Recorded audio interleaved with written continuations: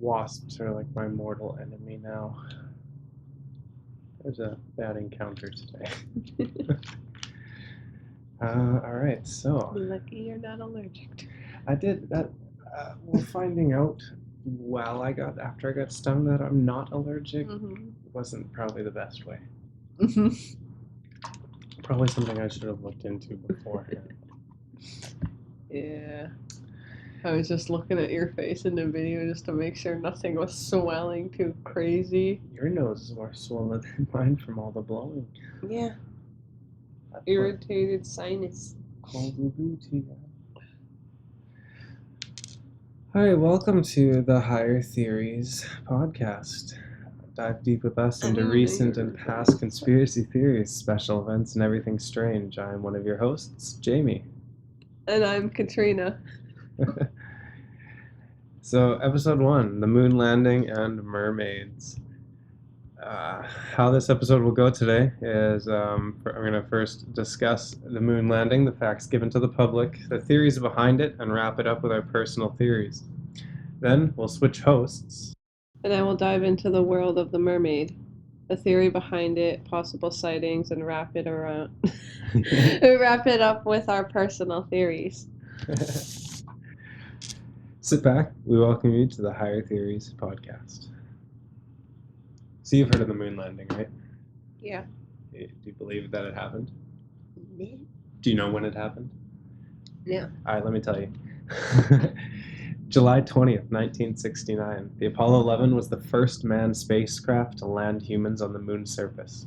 Commanded by astronaut Neil Armstrong, lunar module pilot Buzz Aldrin, and command module pilot Michael Collins. Have you heard of any of those guys? Probably just Neil. Yeah. Yeah, Buzz Aldrin, he's pretty famous though. You've probably heard of him. No, I've heard of Buzz Lightyear. Buzz Lightyear, yes, but he did not go. Well, I can't say he didn't go to the moon, but he was not on the Apollo 11. Okay, anyway, we're going to skip past the launch as that doesn't contain too many variables with the conspiracy other than it didn't happen. So the facts given to the public go like this. The crew landed on the surface of the moon at approximately 2:17 p.m. Central Time. 6 hours and 37 minutes later, Neil Armstrong then spoke those famous words. Do you know what those words were? Yeah. Oh, come on. Those famous words. One small step for man. and one giant leap for mankind. Right? Pretty popular saying, but I guess some people don't necessarily know it. Did you know that Buzz Aldrin took communion while on the Apollo 11, while sitting on the moon's surface? Like while still in the Apollo 11? No. Didn't hear about that? Do you know what communion is? Yeah. No? Communion, it's like it's an act or instance of sharing a Christian sacrament in which concentrated bread and wine are consumed as memorials of Christ's death, or as symbols for the realization of a spiritual union between Christ and communicant. About 19 minutes after Neil stepped foot on the surface, lunar module pilot Buzz Aldrin stepped foot onto the unknown surface to join his partner. While Buzz and Neil were down on the moon's surface, command module pilot Michael Collins was orbiting the moon in the return ship. Can you imagine that? Like not being... You're just floating up there watching the first two dudes step on the moon's surface, and you're just up on a ship. Like, you're not a part of it too much. I mean, he's definitely a big part of it, but... I'd still feel left out. Right? I'd feel like pretty left out. I definitely feel pretty damn left out. Like, what if I want to touch the moon? Yeah, well, I mean, at least, touch the moon, pee on the moon, something. Would you not want... Okay, you're not a guy, so maybe not. You wouldn't... To the guys out there, how many of you would want to pee on the moon? Oh, wow. Freeze your pee-pee off. Oh, shit, I didn't think about that. Yes, never mind. Let's not pee on the moon. So, Buzz and Neil would then spend the next 2 hours and 25 minutes exploring the outside of the Apollo 11. While exploring, they would collect moon rocks and dust, totaling 47.5 pounds. While on the surface, they took photographs and videos of the moon's surface, along with that one famous photo of the Earth. You ever seen that one photo? Where it's like just peeking over the moon's horizon and you see like half the Earth, nice and round over it. Yeah. Round. The Earth was round. Just gotta clarify for some people out there that the Earth was round. The two said about walking on the moon's surface that it was actually easier than imagined and in their training course. The two then planted the lunar flag assembly in the moon's surface, which contained the flag of the United States. President Nixon actually had a phone call with the astronauts while they were on the surface. The president was quoted saying, "This must be the most important phone call ever made from the White House." After their mission on the moon, it was now time to get back to Earth. Buzz entered first. Lugging up all the moon rocks was apparently not an easy task, but was done. Next came Neil. With both astronauts loaded into the return vessel, they started by lightening the load. Without the need for a few items or tools, they proceeded to dump out their PLSS backpacks, lunar overshoes, an empty camera, and a few unneeded tools. Before liftoff, while moving around in the spacecraft, Buzz Aldrin accidentally damaged the circuit breaker that would arm the main engine. Can you imagine doing that? Breaking the main circuit breaker to get you guys home? I would feel like I was in prison. Kind of wish you were Michael Collins up on that return ship right now. I definitely would feel like. They were now obviously concerned with being trapped on the moon's surface, with no way to launch. In the end, a felt tip pen was enough to activate the switch engaging the main engines. After 21 and a half hours on the moon's surface, they left for Earth. Don't you think they'd be pretty damn tired after spending 21 and a half hours on the surface? A felt tip pen? Yeah, like a pen. I know what you mean. A pen was used. It just sounds impossible. Well, no, like if you take, say, one of the keys off this laptop, right, you'll see the little, like, I don't think it was like he, like, broke it and it cracked and the electronics were broken and then a felt tip pen was enough to, like, make it work. I think they just, like, busted off the switch, like, say, like, the control key here. And then a pen was able to just... Because he wouldn't have been able to press it with his big gloves on. Do you know what I mean? Like, they have big gloves on. They can't just... willy-nilly handle things. Apparently, right before they launched, though, Buzz was able to look back for a brief second to see the flag get toppled over from the exhaust from the Apollo 11. The return trip went by well, with no major errors. They splashed down in the ocean, and a rescue team was sent to the capsule's location. The astronauts were quarantined for 21 days for safety measures. So that's the gist of the moon landing and what the public was given knowledge of. Now let's jump into public conspiracy theories on the matter. So have you heard of any theories about the moon landing? It wasn't real. It wasn't real. All right, why wasn't it real? Well, one of the guys that worked for the company for a while, can't remember what year it was, it actually came out with some evidence as well, stating that it was all a hoax. Oh, okay. What was his evidence that it was a hoax? Well, he stated that they didn't have enough equipment to make it to the moon. Mm-hmm. Well, not really just to the moon, but to the moon and back to Earth. Yeah. That makes sense. Like technology as well, probably. Yeah. Alright, so many people think that some or most of the moon landing was faked or staged by NASA. Some of the theories suggest that most or all of the photos and videos were faked, or taken on a set similar to the ones they used in training. One theory on why NASA faked the moon landing was for the space race with the Soviet Union. Landing on the moon would gain a ton of fame and power for the United States. Although conspiracies exist, the Soviet Union even posted in the 3rd edition of the Great Soviet Encyclopedia about the moon landing, stating the achievement to be factual. But they placed it 3rd behind the launch of Sputnik in 1957 and Yuri Gagarin's flight in 1961. So, if the Soviet Union said we landed on the moon, did we?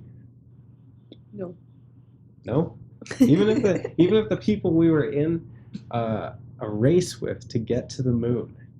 They were like, all right, you guys, don't you think that if they had any ability to say no, they would have? Well, there is the president. When the president wanted that, he had goals. Oh, Nixon? I think it was Nixon. No, it was Kennedy. That was Kennedy, I think. Yeah. In 1961. Yeah, around that time. Do you remember what his goal was? He wanted, his goal was actually a landing man on the moon and safely return him back to Earth. So like they faked it so that his promise would be like fulfilled. Successful. That makes pretty sense. A felt tip pen. A felt tip pen. Back to the felt tip pen. Well, I mean, that could be a pretty good theory, actually. I've definitely seen that theory online for sure.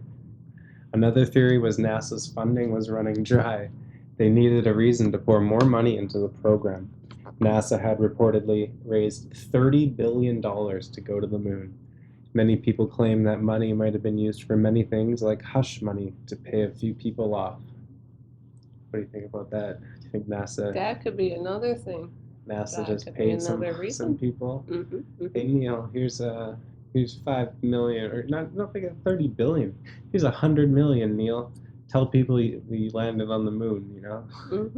Stuff like that. That could make sense.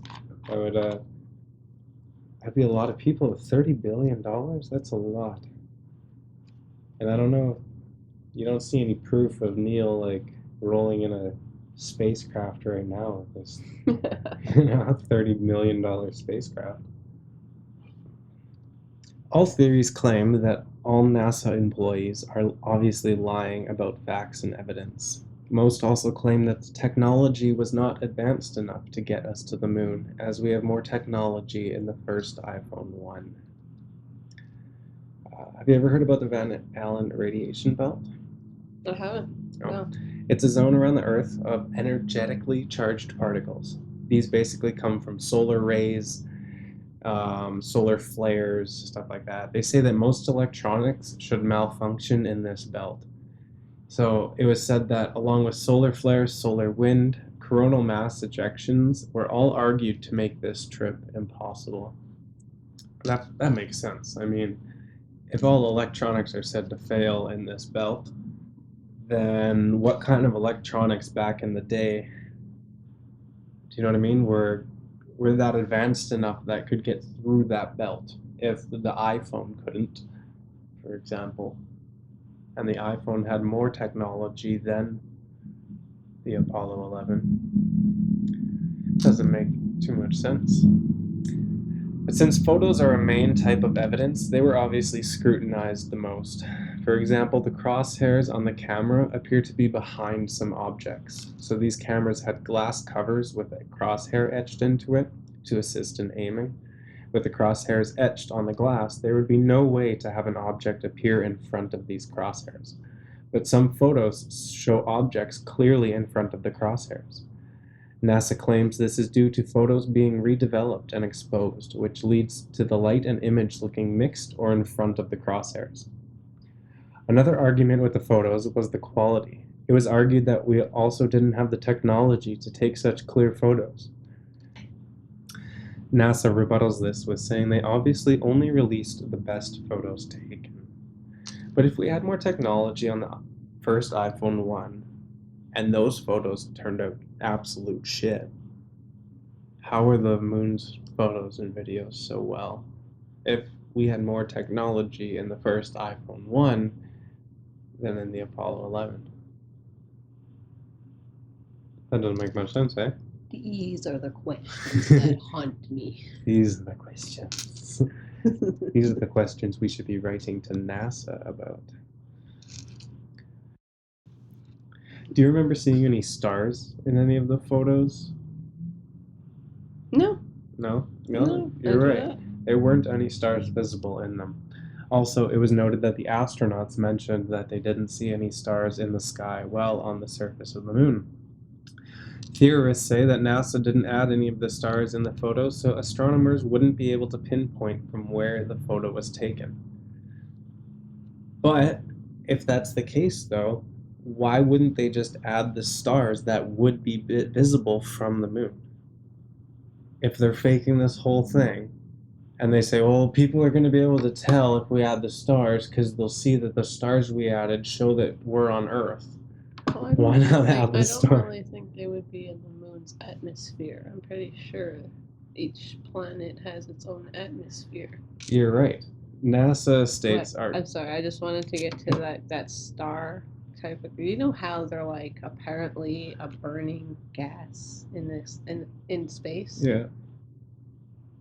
What if it's just like people's farts traveling up and just turning into a star? And this is why we call this show Higher Theories.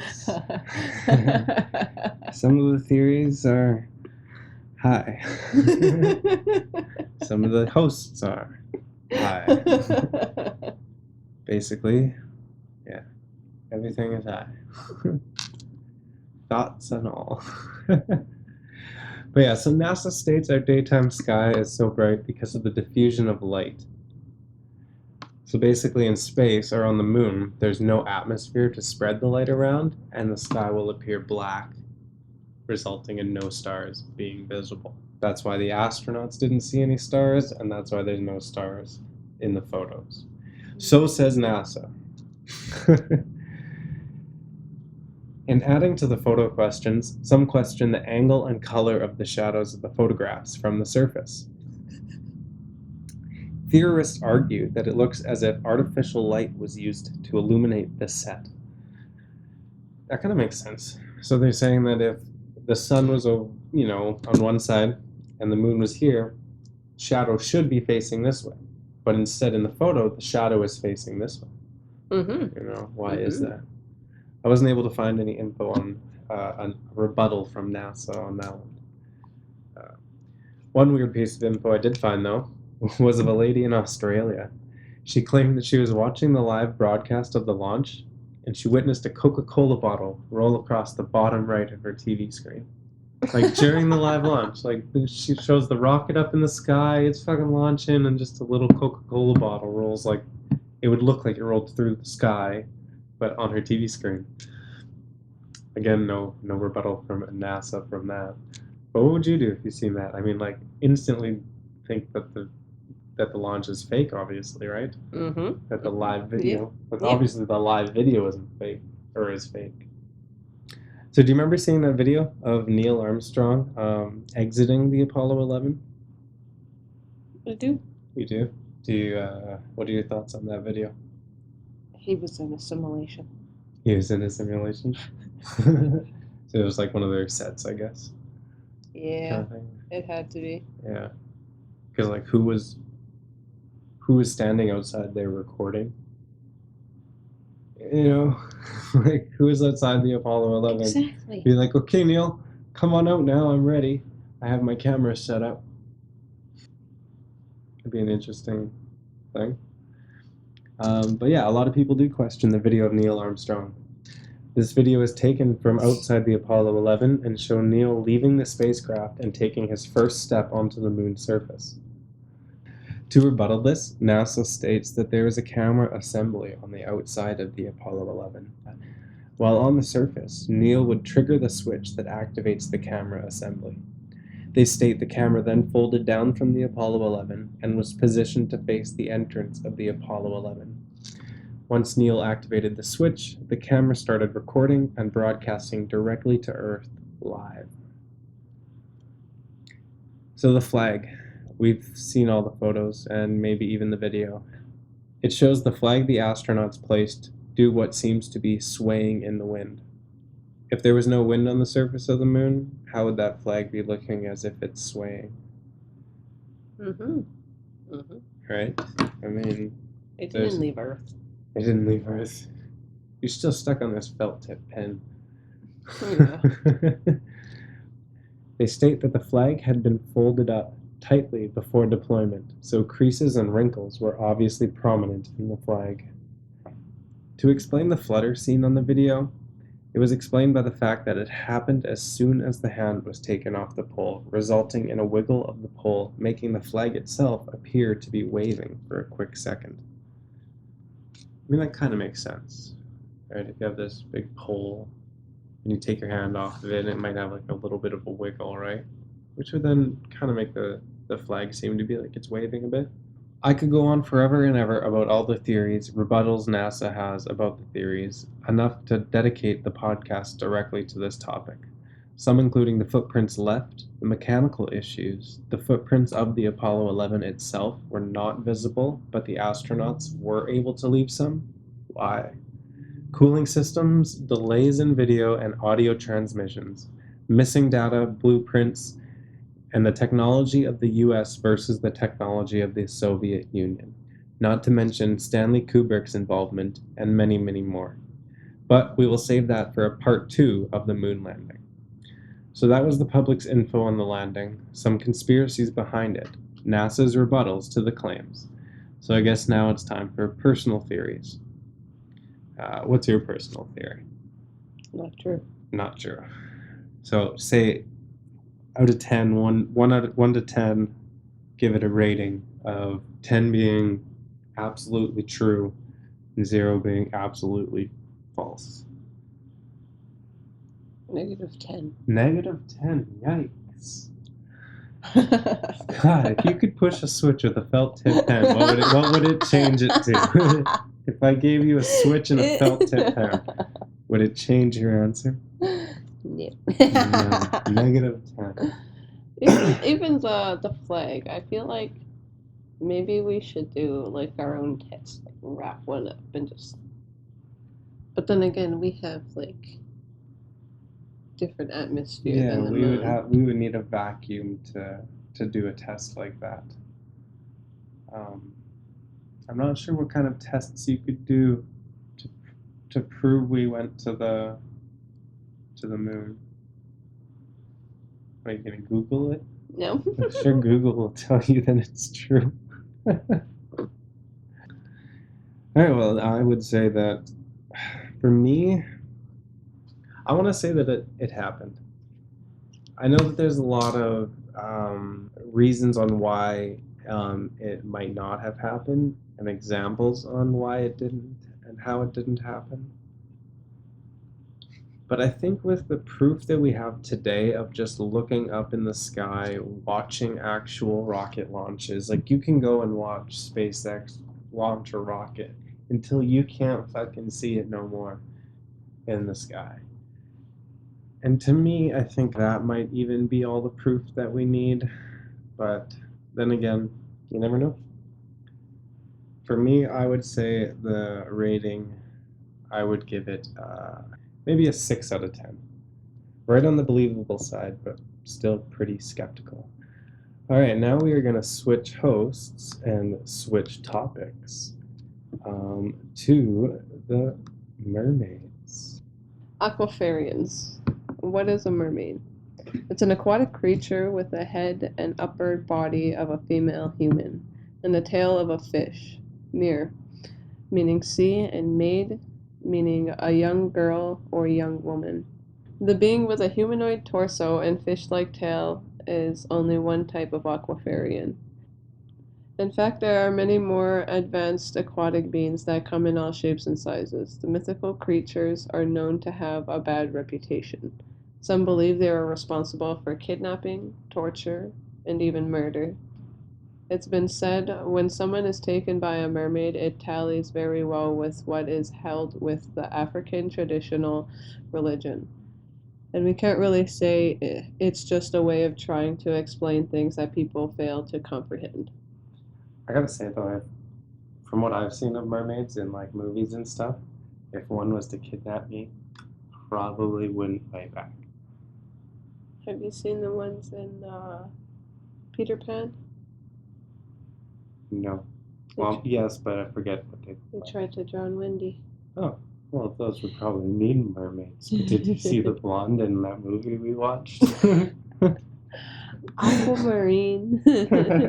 Really? Just kidding. Well, I mean, you're blonde. What does it matter? Half. Half blonde. Half. Information about merfolk appear in Japanese legend, Greek mythology, and ancient folklore, and medieval sailors who claim to encounter these sea maidens. The belief of mermaids may have risen at the very dawn of our species. Magical female figures first appear in cave paintings in the late Paleolithic Stone Age period, some 30,000 years ago, when modern humans gained dominion over the land and presumably began to sail seas.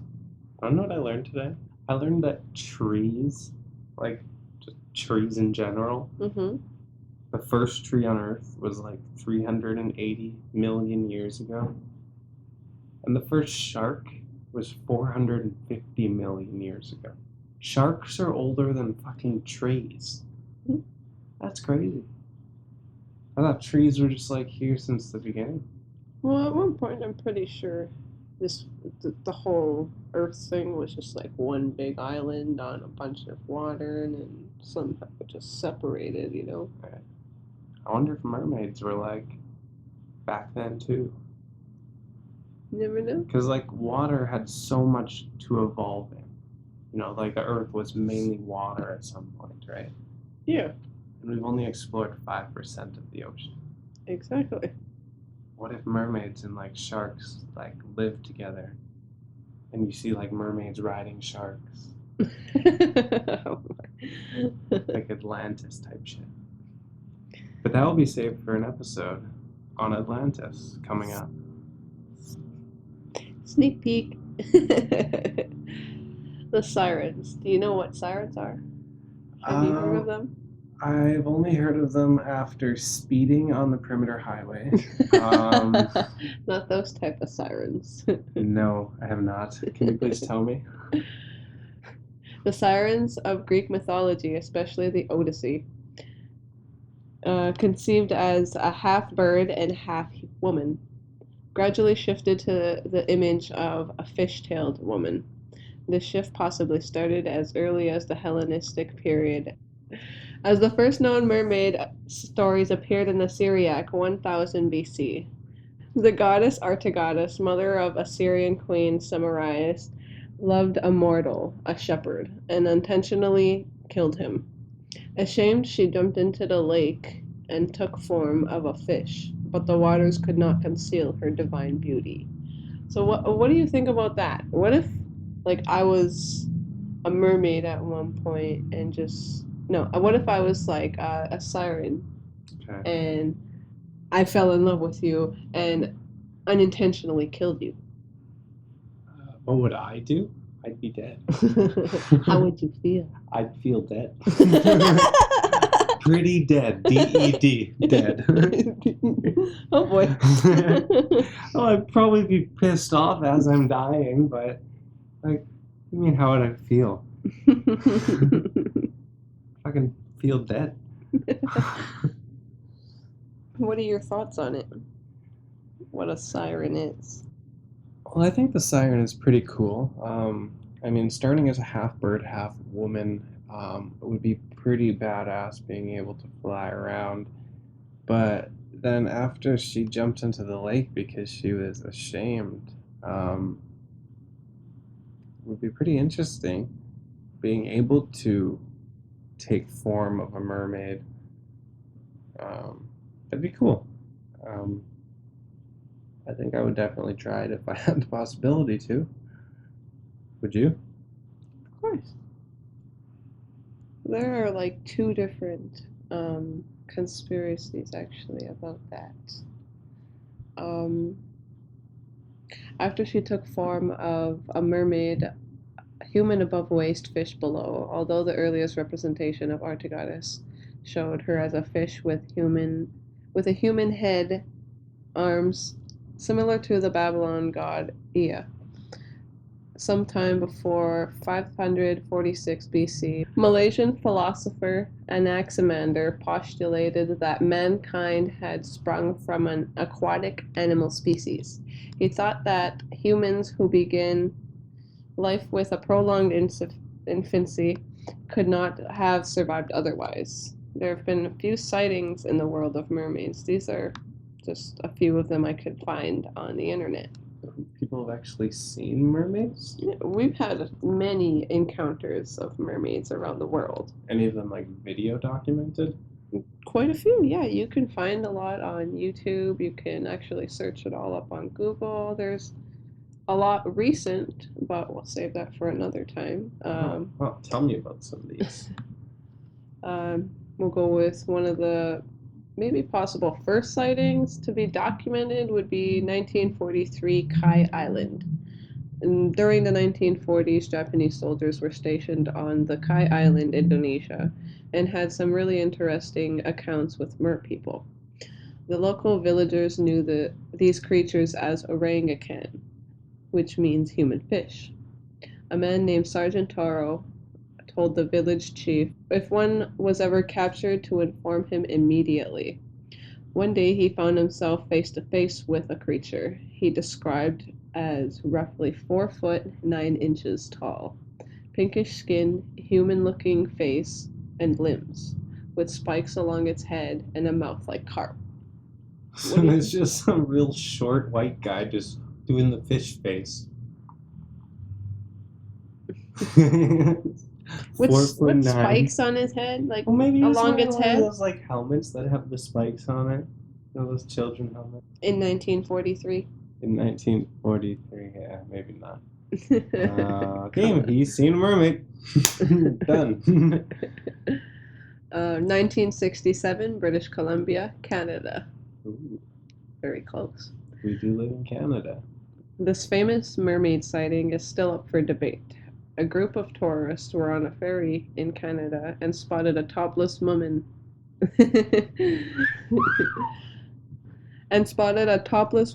with silvery blonde hair on the beach. When they looked closer, they saw she had the lower half of a fish. Ooh. They obviously probably did they have phones with them back then? 1967. I'm pretty sure this one was documented. I'm pretty sure. I mean, they obviously didn't have cell phones or even flip phones back then, but they definitely probably had camcorders back then. In 1967 was created. No, not this time now. The next sighting was sometime in 1998 in Kauai. Off the coast of Kauai, a diver for Jack's Diving Locker, Lashir, stated, "I feel very lucky that I'm the one to finally prove to the world what people here have known for half a century. The Kauai Point mermaid is real." Lashir was scuba diving one day with a group of tourists, and all of a sudden, they began to scream and point into the water. Seconds later, a woman had jumped out of the water, and what they had described her appearance as, a woman that had the lower half of a fish. Shocked and frustrated, Lashir did not get a picture and continued on with his day. Oh man, I would totally have tried to get a picture of it even. Yeah. Later on, he was taking photos of underwater life and felt the water moving above him. Lashir found himself seeing the mermaid for a second time, and he actually got a photo. Ooh. 2009, Israel. This one was actually pretty recent. Ooh, let me hear about it. This sighting is one of the world's most famous sightings you can find on the internet. In 2009, about a dozen people near Kiryat Yam, Israel, said they had saw a mermaid frolicking in the waves near the shore. This happened several times, and as more people testified they did in fact see a mermaid, the Israel government finally took notice and issued a $1 million reward for anyone that could capture some real footage of the Israel mermaid. Sad to say that 1 million is still up for grabs, if anyone can prove the mermaid sighting was real. No one found it? That's crazy that no one got another video of it after so many people had seen it. Right? you'd think that there would be at least one more video being able to be captured. Oh yeah. There was several people, like, with all these people, like, basically saying that they had spotted a mermaid, but none of them had a camera on them at the time. Yeah. But once there was the $1 million like bounty, I'm sure Yeah. people even flocked to the area to. I'm pretty sure that's what maybe drove them away, made them not really want to come around more. Oh, maybe. Yeah, People more just people in trying the to, area. yeah, meaning, people trying to find them now, search for them. Maybe there's divers out there looking for them. You never know. Good thought. Good thought. So this one was 2012, Zimbabwe. In the century of Zimbabwe, a dam was being worked on but was never finished. Attempts to install pumps for irrigation at the dam near the eastern highland city of Mirtar came to an abrupt halt because the workers not only believed but blamed mermaids for their equipment misfunctioning. How would you feel about that?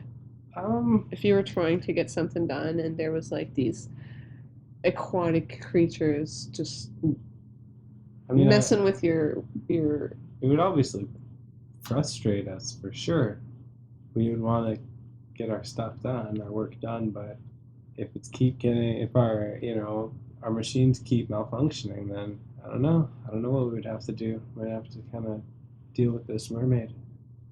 Reports of the mermaid sightings were brought to attention as a traditional healer was called to cast the mermaids out. To this day, the dam was still not finished. Really? So the traditional healer didn't work? Or maybe the workers were just like, screw this, we're still not going. You never know. It was said that they had other people, not like people that weren't from Zimbabwe, come to try and work on this dam. Mhm. But when they actually went to do this dam, they discovered that they had also had these sightings of mermaids, and they didn't no longer want to return to the dam. They didn't want to get it finished. So Makes sense. so that's the theory on mermaids, aquafarians, and so many other names and physical characteristics they contain. There are a variety of people who do believe these specimens exist, but there's a huge population that does not. I, for one, do believe that these aquatic beings exist. A conspiracy theory about any theory needs proof, and that would be just about anyone's question. Do you have proof? No one can yet prove that they do in fact exist. Yet people who have spent lots of time at sea claim to have seen and interacted with these aquatic phenomena, and somehow they have been a topic of interest amongst people for thousands of years. This will forever be an extraordinary belief until it's proven fact or fiction. So what are your thoughts? Oh, tough. I definitely believe they exist. Like I said earlier in the episode, water has been the main source of Earth since the beginning, kind of thing. Water has dominated Earth. Water still dominates Earth. We've only explored 5% of the water that is on Earth. So I think the chances of them existing in an area that we just have not explored yet is very, very possible. I definitely think that there could be some type of evolution that evolved humans into, or not humans into mermaids, but maybe mermaids into humans. See, there's that evolution theory that we came from the water, right? We were fish that started learning how to walk on, little legs and this and that. So why couldn't mermaids do the same? Or why aren't mermaids the same? Maybe they are the same. But that is my thought on it. I definitely think they exist. My rating would definitely be an 8.5 out of 10 for mermaids existing. What about you? I've got to give it at least a 20 out of 10. 20 out of 10, just because there was no felt tip pens, right? No felt tip pens. There we go, 20 out of 10. All right, well, that was the first episode. We want to thank all the people who listen to this podcast. You can find us on Instagram, YouTube, Spotify, and everywhere else you listen to your favorite podcast. Just do a simple search of Higher Theories, and you will find us. Thank you once again. Goodbye.